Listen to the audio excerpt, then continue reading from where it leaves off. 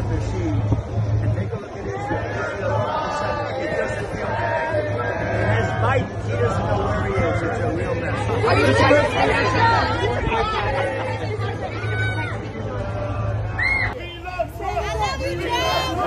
We love Trump! We love Trump! We love Trump! We love Trump!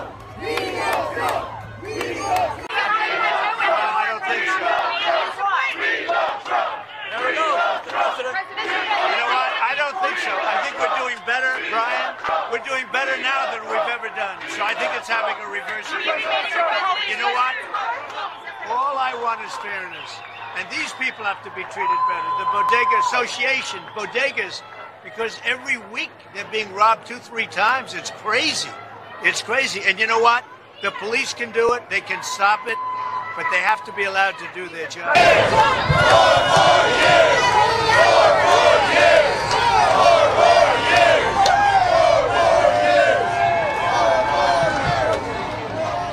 All right, guys, so we got to talk about President Trump, who is as politically savvy as he's ever been, okay, because he is turning these criminal persecutions by Democrats against them into opportunities to campaign in places that Republicans would not even dream of campaigning, right? Like, for example, he has his trial out in New York, the Alvin Bragg case, which is complete and total garbage, okay? And then he also has the case out there in Atlanta with Fannie Pack Willis. These are two liberal strongholds, New York City and Atlanta. Now, Trump is wisely using his time in these liberal cities, time that he has to spend there because, again, he has to show up to court for these trials. He is using that as a way to campaign and say, you know what, I'm going to make stops locally and I'm going to have people come out and I'm going to have these mini rallies in these liberal cities to show Democrats that, hey, your political persecutions are not working against me. Part of the reason why they're doing it is not just to try to financially bankrupt Trump when it comes to his campaign and when it comes to his personal businesses, but also to try to keep him off of the campaign trail. Okay, this is an all-encompassing effort to try to rig the outcome of the 2024 election against President Trump. And Trump says, no, no, no. So what if I have to be in New York City? All right, I'll just take the opportunity to campaign here, right? And that's essentially what he did after having to show up to New York City because of the jury selection process having to do with the Alvin Bragg trial. Now, again, this is the Jose Alba Bodega, which is the same bodega that involved Jose Alba, the bodega worker that ended up having to stab a criminal to death because the criminal tried to attack him. And it was all seen on surveillance. But despite all this, Alvin Bragg decided to charge the man, even though what he did was clear and obvious self-defense. Okay, Alba was sent to Rikers Island and given $250,000 in bail until eventually Bragg dropped the murder charge. Okay, so again, what you see here is Trump showing up to places that are iconic of the Democrats and their soft on crime policies when it comes to real criminals, but they're tough on crime policies when it comes to law-abiding citizens that are just defending themselves and their political opponents. So what you can see here, again, is Trump taking advantage of the Democrats and their weaknesses, okay? The fact that their policies have destroyed these liberal cities. It has been nothing but chaos and destruction, and that's exactly what he talked about while on the campaign trail at this bodega, which is the fact that New York City has become a city of destruction and chaos under Democrats because of their soft on crime policies. Take a look. President Trump, what are the first things you're going to do when you take office to address the inner cities of America and give them hope to restore the American dream? Atlanta, New York, Philly, Chicago, D.C. We're going to come in and number one, you have to stop crime. And we're going to let the police do their job. They have to be given back their authority. They have to be able to do their job. And we're going to come into New York. We're making a big play for New York. Other cities do, but this city, I love this city. And it's gone so bad in the last 4 years, and we're going to straighten New York out. So, running for president, we're putting a big hit for New York. We think we can win New York. With 500,000 migrants that poured in and take over the parks, they took over your hotels, they take over everything. It's no good. And you know what they've done? They've destroyed so many people. The African-American community now is not getting jobs. Migrants are taking their jobs that are here illegally. Hispanics are not getting jobs. Migrants are taking the jobs. If you look at the unemployment is good for migrants now. It went up 10%, all migrants. And they're in our country. Now they're coming from prisons, I don't know if you know. They come from mental institutions, they come from prisons, they come from places you don't want to know about. They're coming from jails and prisons, mental institutions, and insane asylums. And you have massive numbers of terrorists coming into our country, all because of Biden. And by the way, this trial that I have now, that's a Biden trial. They want to keep me off the campaign trail, but based on what I'm doing, I think there's more press here than there is if I went out to see. Yeah, so you seen that, you heard that. Trump is absolutely correct when it comes to the #1 priority for cleaning up these liberal cities, which is to get tougher on crime, okay? And that's going to take more than just Trump becoming president. What it's going to take is for the voters to actually get fed up with these Democrats and to start voting them out, okay? Get these progressive DAs out of office, okay? Get these soft on crime mayors out of office. It's really that simple, because I've told you guys this before and I'll tell you again.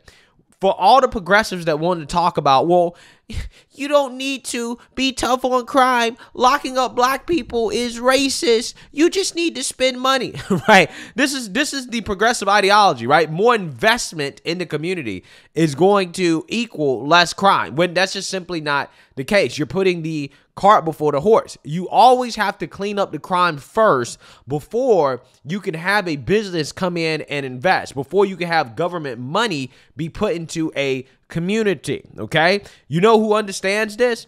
Well, the president of El Salvador, Nayib Bukele, who I think is one of the more impressive leaders. He's certainly more impressive than any of our leaders for the most part, maybe outside of Trump. But yeah, I mean, this guy has turned his country around, and now his country is on the path towards economic prosperity, and it happened because he was tough on crime. He locked up all the criminals. He actually enacted mass incarceration. You know that term that the left uses as a fear tactic? Oh, mass incarceration. Yeah, I actually am pro mass incarceration of violent criminals. Yeah, that's correct. That's exactly what I'm for.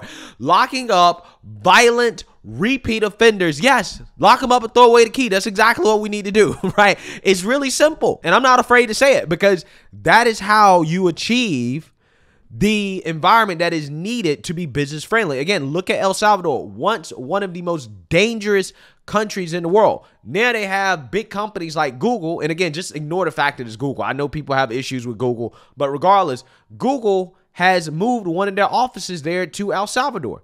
The only way that happens is that you have to have a country that's safe enough, or a place that's safe enough, in order to have a big company like that move in. When you look at states like California, businesses aren't moving to California. They're moving out of California. They're leaving California in droves. Why? Because they can't operate there for various reasons. Crime, these progressive policies that make it a lot more expensive to operate in that state than what's actually needed. Again, these are all the policies that, again, lead to the decay of a state or a city, which is what you see happening in these liberal cities, in the liberal states across this country. Now, again, listen to what the IMF just said about El Salvador, and all of the things that they said are a result of the fact that they got tough on crime and gangs. Take a look. And then turning to your question on El Salvador.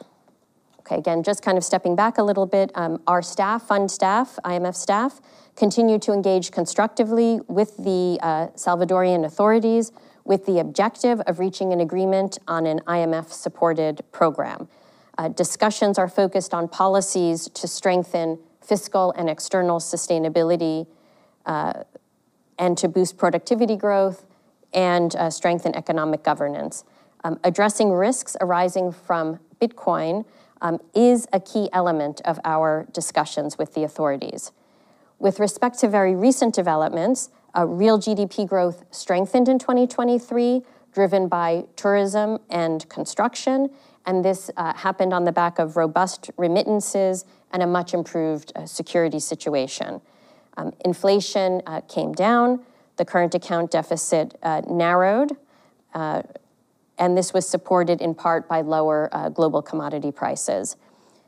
With respect to fiscal policy, it was somewhat accommodative last year, driven by higher pension spending and public investment, although efforts were made to contain current expenditures and to regularize spending arrears. Yeah, so they're being fiscally responsible. They've locked up all the criminals. Tourism is up. Business investment is up. And again, they're all doing this in a way that is financially responsible, which is something that they claim is not possible here in the United States, right? It's not possible to be financially responsible and to still have good economic growth and create an environment where businesses can thrive. I don't believe that, right? I actually believe that that is possible, but you have to have the right leadership. You have to have the right people in the right places in order to make it happen. If we continue to vote these idiots into office, these dummies, then we're not going to get anywhere. Okay, America's leadership is lacking. When I see leaders of other countries, whether it be a Nayib Bukele or a Javier Milei, like, it leaves a lot to be desired, right? I'm just like, yo, I can't think of many of our politicians that are operating at the same level intellectually as these guys, right? They're not the same type of innovators, right? They're not the same type of thinkers as some of the other world's leaders. And that is a problem, okay? When I see somebody like a Sheila Jackson Lee, okay, talking about how the moon is made of gases, right? Even though it's not, but yet she's on the space committee for whatever reason. Again, it leaves a lot to be desired. And then, you know, add in the fact that she tried to say that, well, I made a mistake. I was really talking about the sun.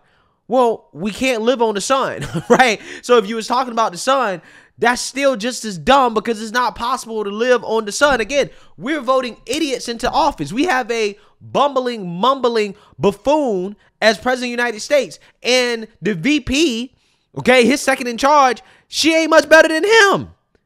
Okay, I'm just saying, the people that we vote into office, our leadership leaves a lot to be desired. And that's why you're seeing these liberal cities be in a state of chaos. But again, the most important thing that we have to do, the most important thing we have to focus on, in fact, the number one issue really has to be crime and illegal immigration, which at this point, they're tied together, right? They're basically the same issue. Because a lot of the crime that you're going to see happen in these liberal cities is going to be from these illegal immigrants, right? That's going to drive the crime rates up. And again, I'm not one of these people that believes the liberal media and that narrative that they're pushing out here that crime is down, because we honestly don't even have an accurate way of accounting for it because they stopped reporting it. Police and resources are so scarce that police aren't even answering calls. So if police aren't answering calls, if police aren't properly documenting crimes, then how do we know what the crime rate actually is? We don't. All we can go based off of is what the people there are experiencing, and the people there are saying that crime is worse than ever. And if the people there are saying that crime is worse than ever, then clearly and obviously there's a problem, there's an issue. But Democrats don't want you to believe reality, okay?